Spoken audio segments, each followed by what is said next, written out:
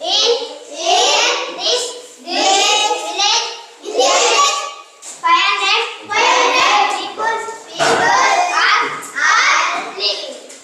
Good, very good. బాబు ఒక్క నిమిషం కూర్చో. Good morning. అంత బాగురు కదా? ఇంతకుముందు మిమ్మల్ని చెక్ చేయడం జరిగింది. నేను తెలుసా, ఎవరో తెలుసా? ఇన్స్పెక్షన్ రావడం జరిగింది. అర్థమైందా? MEO, mandal educational officer. అందరూ కూడా మంచిగా ఉన్నారు. రెగ్యులర్గా బడికి రావాలి.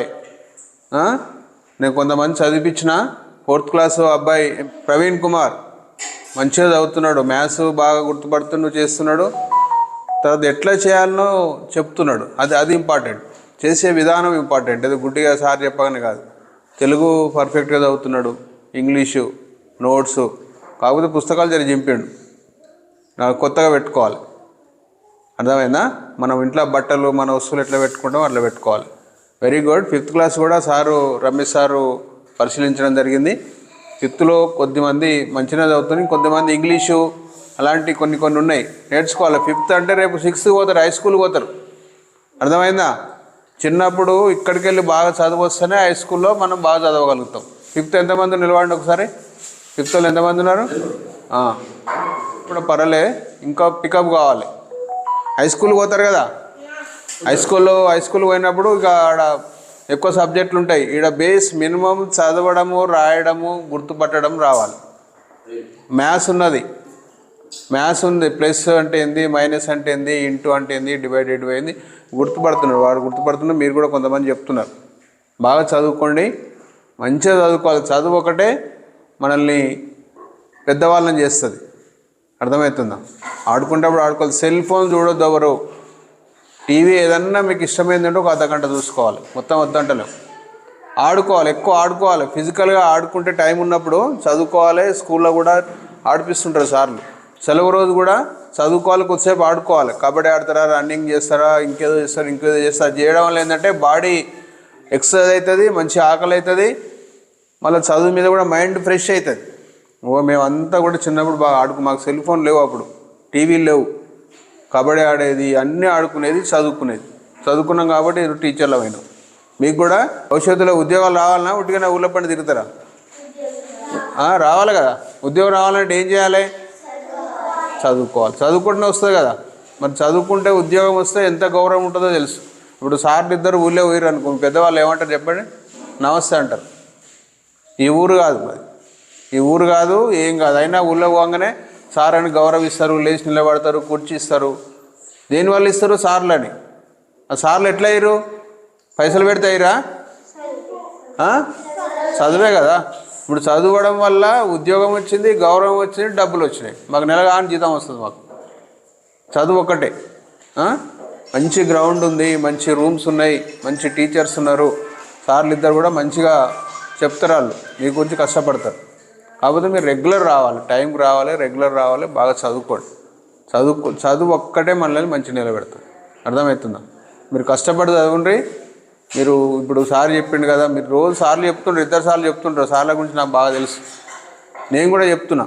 నేను అప్పుడెప్పుడు వస్తా కదా. చదవడం ద్వారానే మీరు చూడండి, ఒక 15 సంవత్సరాల తర్వాత మీరు ఎట్లా మారిపోతారో తెలుస్తుంది.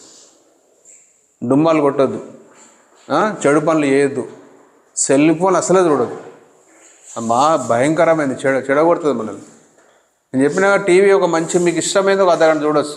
ఇంకా వార్తలు అంటే న్యాయమే, సరే మీకు అర్థమవుతుందా కాదా, కానీ ఇంటి అర్థమవుతుంది. కొత్త విషయాలు తెలుస్తాయి. రోజు రీడింగ్ అనేది చాలా ఇంపార్టెంట్. ప్రతిరోజు రీడింగ్. ఇప్పుడు అబ్బాయి చదివిండు, అట్లా చదవాలి. బోర్డు మీద రాసినాయి కాదు, మీరు బోర్డు మీద రాయడం. కానీ రాదు అనొద్దు, రాంది అడగాలి. సార్లు ఉన్నది మీకు చెప్పడానికి. భయపడొద్దు. ఏదైనా అడిగినప్పుడు చెప్పాలి. తప్పు అయితే చెప్తారు. నోరు మూసుకుంటే ఏముండదు. తప్పు ఎవరికైనా పోతుంది, మాకు కూడా పోతుంది. ఇంకోళ్ళని అడుగుతాం మేము. అట్లా మీరు పిల్లలు కదా, మీకు చెప్పడానికే మేము ఉన్నాం, సార్లు ఉన్నారు. కాబట్టి మంచిగా డెస్కులు ఉన్నాయి, మంచి రూమ్లు. చాలా స్కూళ్ళల్లో లేవు, కింద కూర్చుంటారు. మీరు అదృష్టవంతులు. ఇంకా గ్రౌండ్ ఉంటుంది. ఇప్పుడు సార్లు రాగానే అదే చెప్తున్నారు, అక్కడ ప్రాగర్ కూడా కట్టియాలి సార్, ఇది చేయాలి అని. గ్రౌండ్ మంచిగా డెవలప్ చేస్తారు, బాగుంటుంది. బాగా చదవండి. మళ్ళీ నేను 15 రోజుల తర్వాత వస్తా. వచ్చినప్పుడు వేరే క్లాసులు చదివిస్తా. అర్థమైందా? వేరే ఊర్లోకి పోతారా ఊరు నుండి? ప్రైవేట్ స్కూల్ పోతారు ఎవరన్నా? మీ ఊరిలో ప్రైవేట్ స్కూల్ పోతున్నారా? పిల్లలు పోతురా?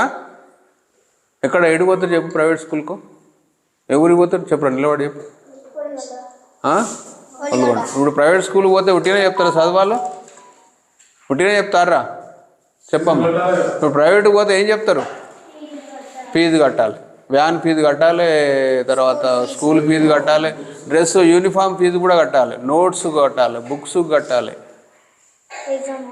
మీరేమైనా ఇస్తున్నారా? పైసలు ఇస్తున్నారు? 7 సార్లకు ఇస్తున్నారా?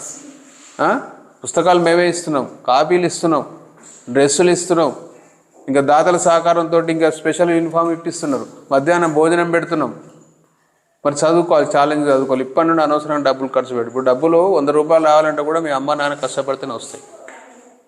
వాళ్ళకంటే ఈయనే మంచిగా చదువు వస్తుంది. ఇంత ప్రశాంతంగా ఉండదు ఆడ, చిన్న రూములు. మీ ఇంకా పిల్లలు ప్రైవేట్ హోటల్ కూడా చెప్పండి, ఈయనే మంచిగా ఉంది, మంచిగా చెప్తారు సార్లు, మంచిగా ఉంటారని చెప్తారు. మీరు చెప్పండి, సరాలు వస్తారా పక్కన పెట్టి మీరైతే బాగా చదువుకోవాలి బిడ్డ. మంచిగా నాకు సంతోషం అనిపించింది. నాకు పిల్లలు కూడా ఉన్నోళ్ళు అయితే యాక్టివ్ ఉన్నారు.